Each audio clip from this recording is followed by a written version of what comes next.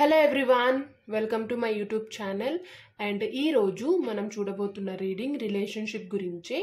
But మనము ఇన్ని రోజులు చూసిన వీడియోస్లో జనరల్ రీడింగ్ ఉంది, స్పెసిఫిక్గా అయితే కాదు. కానీ ఈ రోజు నుంచి అంటే ఈ వీడియోలో స్పెసిఫిక్గా ఎవరైతే 1, 10, 19, 28 తేదీల్లో పుట్టింటారో ఇది మీకోసం. అండ్ మీ బర్త్ నెంబర్ వచ్చేసి 1 వస్తుంది. అంటే 1 పుట్టిన తేదీ వాళ్ళకి అఫ్కోర్స్ 1, అండ్ 10 అంటే ఓవరాల్గా 1 వస్తుంది. 19 అంటే కూడా క్యాల్కులేట్ చేస్తే 9 + 1 10, సో 1 వస్తుంది. 28 అన్న కూడా 1 వస్తుంది. కాబట్టి ఇది ఓవరాల్గా మీకోసం. And me birth number 1. And మీకు బేసిక్గా ఉండే క్వాలిటీస్ ఏంటిది అంటే లైక్ లీడర్షిప్స్ క్వాలిటీస్ ఎక్కువ ఉంటాయి. అండ్ మీ మాటే వినాలి ఎవరైనా అనే మనస్తత్వం ఎక్కువ ఉంటుంది.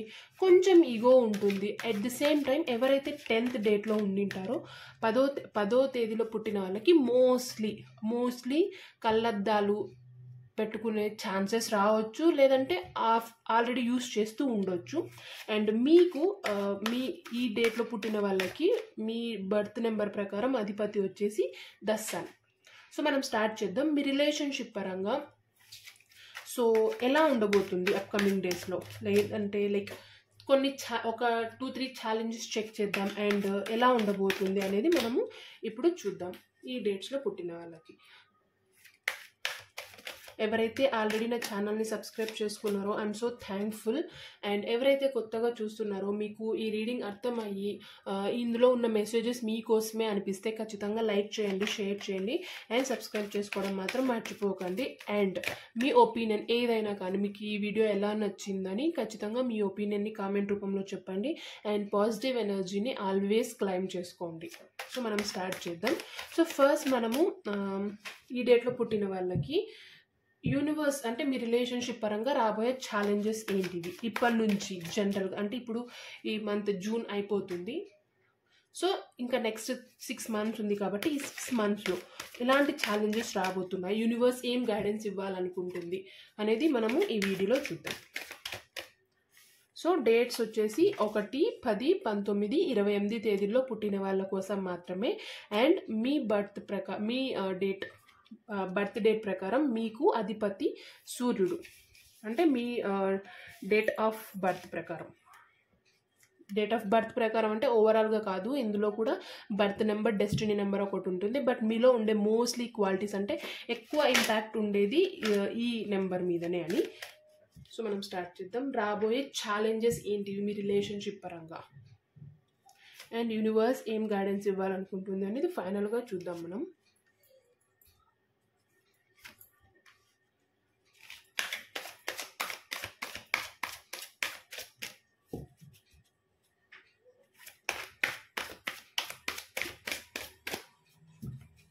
What are the challenges that these people are going to face in their relationship?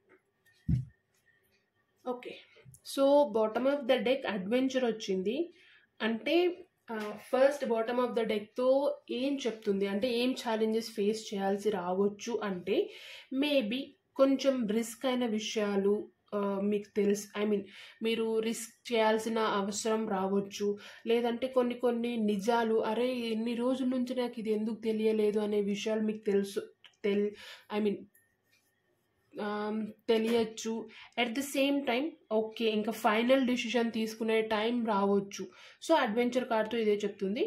So risk తీసుకునే ఛాన్సెస్ ఎక్కువ ఉన్నాయి మీ రిలేషన్షిప్ పరంగా బాటమ్ ఆఫ్ ద డెక్తో.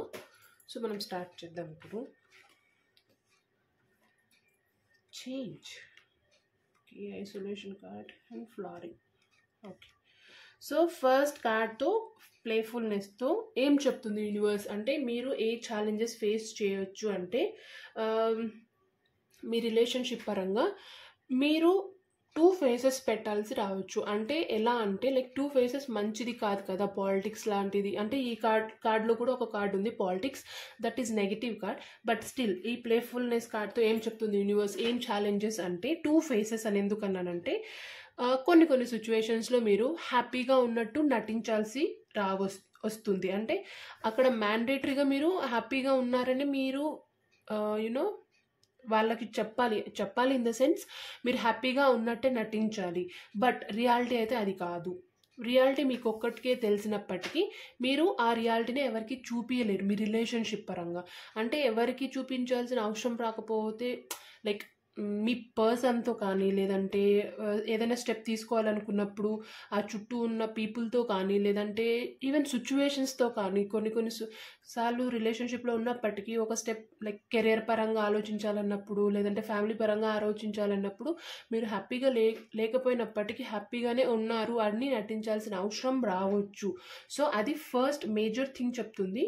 మీరు ఇలాంటి సిచ్యువేషన్స్ని ఫేస్ చేయాల్సిన అవసరం రావచ్చు. అంటే మీరు ఫర్ ఎగ్జాంపుల్ హ్యాపీగా ఉన్నారు, కానీ ఆ సిచ్యువేషన్లో మీరు బాధ నటించాల్సి రావచ్చు.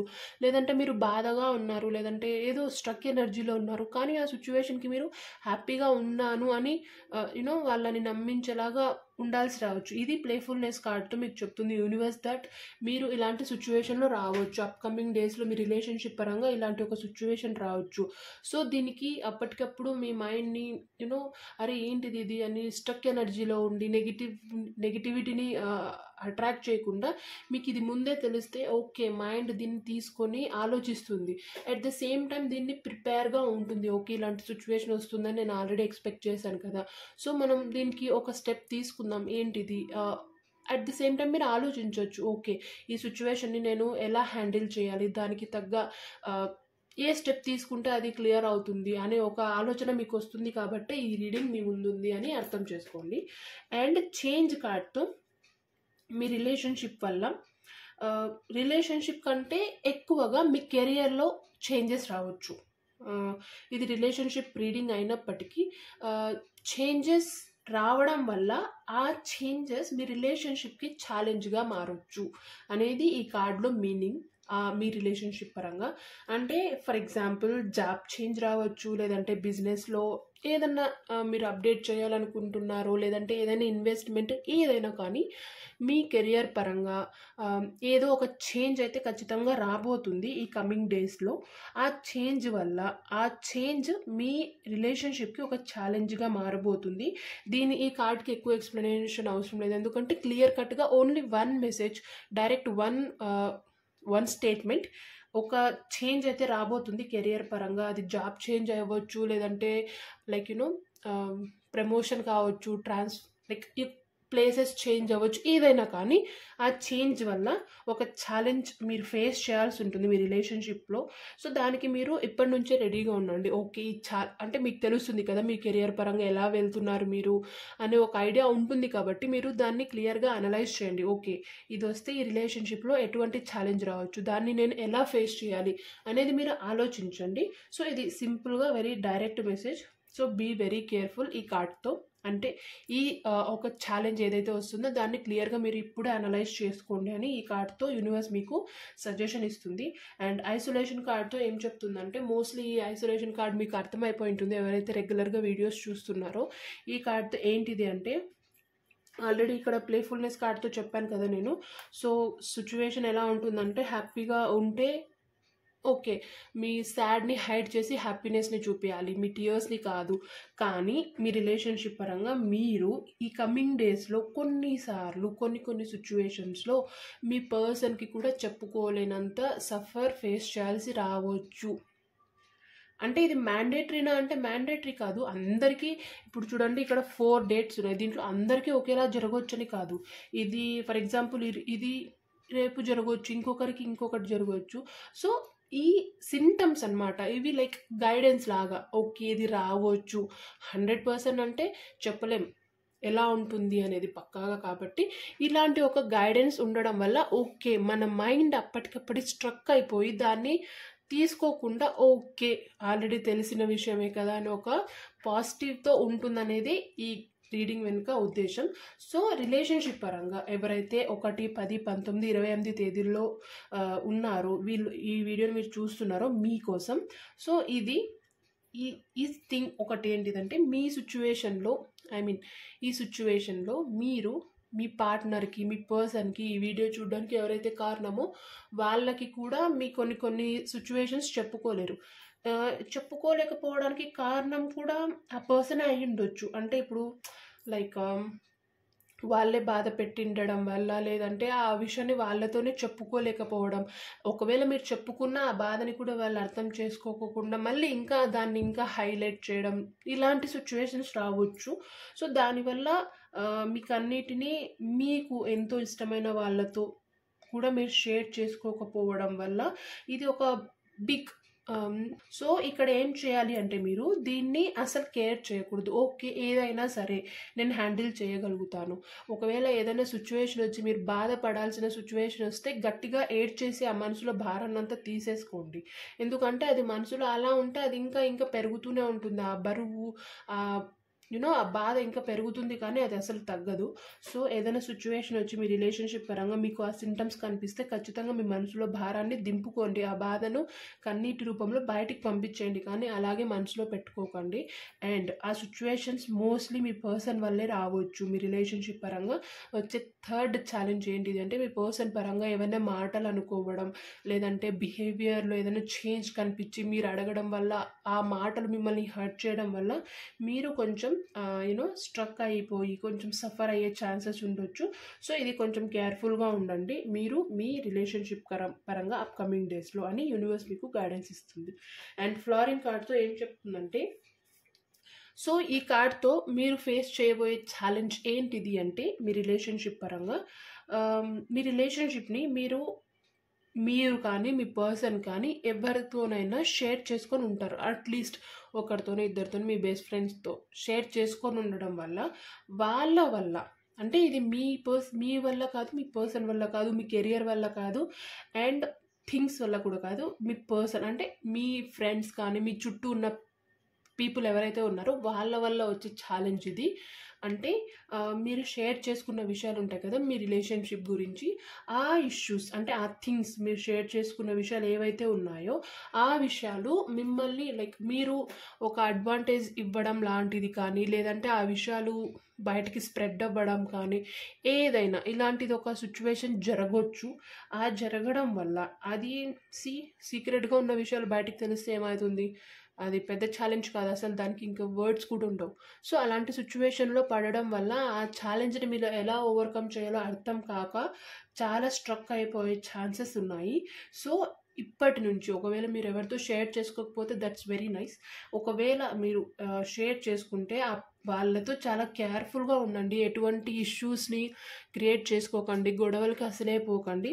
చాలా కేర్ఫుల్గా వీలైనంత తక్కువ మాట్లాడి అంటనట్టు ఉండండి. అనవసరంగా లేనిపోని తగాదాలు తెచ్చుకొని ఈ ఇష్యూస్ని స్ప్రెడ్ అయ్యేలాగా చేసుకోకండి అనేది యూనివర్స్ మీకు చెప్తుంది. అంటే ఇవి మోస్ట్లీ రావచ్చు ఈ ఛాలెంజెస్. సో 4 ఛాలెంజెస్ వస్తాయి కాదు, అట్లీస్ట్ దీంట్లో 2 ఛాలెంజెస్ రావచ్చు మీ రిలేషన్షిప్ పరంగా. సో మీరు కేర్ఫుల్గా ఉండడం వల్ల ఏమవుతుంది, దాన్ని మీరు ఓవర్కమ్ చేయగలరు. ఎలా దాన్ని మీరు జయించాలి అనే ఒక ఐడియా వస్తుంది అనేది ఈ రీడింగ్ యొక్క ముఖ్య ఉద్దేశం. సో మీకు ఇది అర్థమై ఉంటుంది అనుకుంటున్నాను. ఈ ఛాలెంజెస్ ఏంటివి, మీరు దీన్ని ఎలా ఓవర్కమ్ చేయాలనేది మీరు ఒకసారి క్లియర్ కట్గా ఆలోచించండి. అండ్ చాలా కేర్ఫుల్గా ఉండండి మీ రిలేషన్షిప్, ఎందుకంటే రిలేషన్షిప్ అనేది చాలా సెన్సిటివ్ థింగ్. సో దీన్ని ఎంత జాగ్రత్తగా హ్యాండిల్ చేస్తే అంత మంచి రిజల్ట్ ఉంటుందని నా opinion.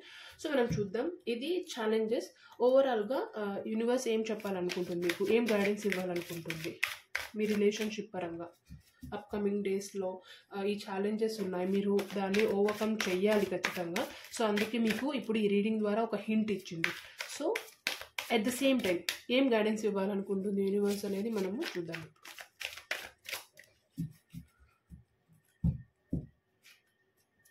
And that one okay the creator card. Okay the creator కార్డ్తో ఏం గైడెన్స్ ఇవ్వాలనుకుంటుందంటే, ఆల్మోస్ట్ ఎవరైతే ఈ డేట్స్లో ఉన్నారో అండ్ ఎవరైతే ఈ వీడియో చూస్తున్నారో మీకు యూనివర్స్ చెప్తున్న గైడెన్స్ ఒకటి ఏంటిదంటే, మీరు ఇప్పటికీ మీలో ఈ లీడర్షిప్ క్వాలిటీస్ ఉన్న, కొంచెం ఈగో ఉన్న, ఇవన్నీ ఉన్నప్పటికీ మీరు చాలా సైలెంట్గా ఉంటే మెంటాలిటీ మీది.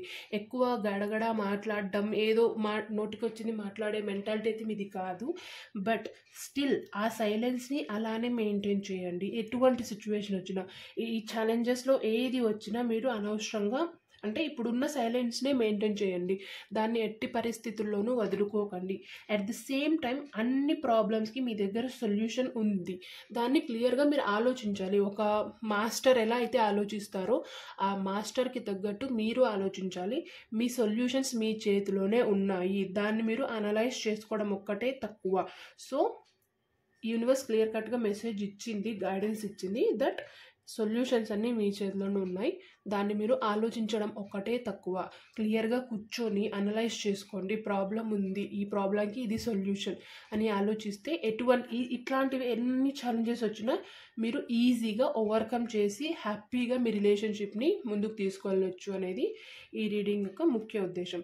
సో నేనేమనుకుంటున్నానంటే ఇది మీకు అర్థమై ఉంటుంది, ఈ ఛాలెంజెస్ మీకు అర్థమయ్యి దీన్ని ఎలా ఓవర్కమ్ చేయాలో అనేది ఒక ఐడియా వచ్చింటుంది అని అనుకుంటున్నాను. ఒకవేళ మీకు ఈ వీడియో నచ్చితే ఖచ్చితంగా లైక్ చేయండి, షేర్ చేయండి అండ్ పాజిటివ్ ఎనర్జీని ఖచ్చితంగా క్లైమ్ చేసుకోండి అండ్ పాజిటివ్గానే ఆలోచించండి. Thank you so much for watching my video.